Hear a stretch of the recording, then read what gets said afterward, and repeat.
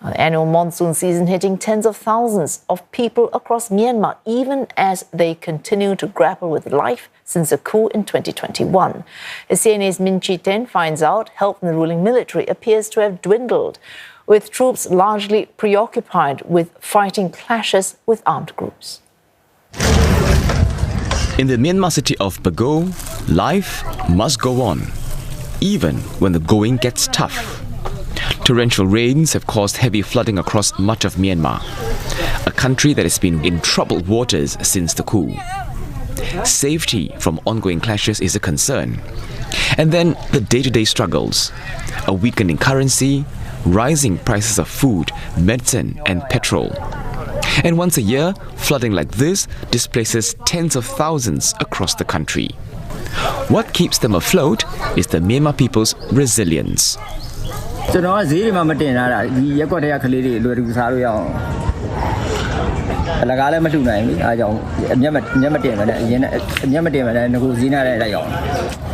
A small gesture that goes a long way, especially when residents don't get much help in recent years.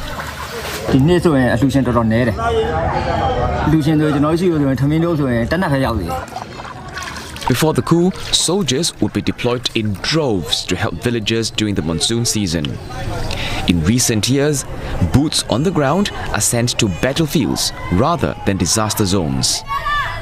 Despite the military's efforts to show its regime assisting and giving aid, our team found the number of soldiers on the ground to be far and few. Earlier this year, the Myanmar military showcased its efforts to prepare for the monsoon season. From stockpiling of food aid to getting rescue teams to assist those affected by the floods. But reality on the ground is starkly different. With fewer donations in recent years, those seeking shelter in makeshift centers are struggling. They're facing a dire shortage of fresh water. Residents had no choice but to tap on rainwater. There are also concerns of waterborne diseases, a common occurrence in camps for displaced civilians. This comes as Yangon, just hours away from Bago, struggles with cholera since June, with an average of around 80 people a day warded with severe diarrhea. Despite these obstacles, some had chosen to go with the flow to make the best of their situation.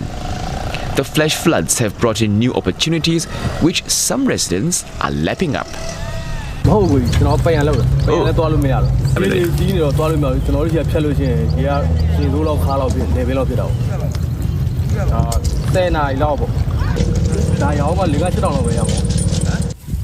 many of these residents, the yearly floods have become a norm, and learning to live with natural disasters is a part of their lives.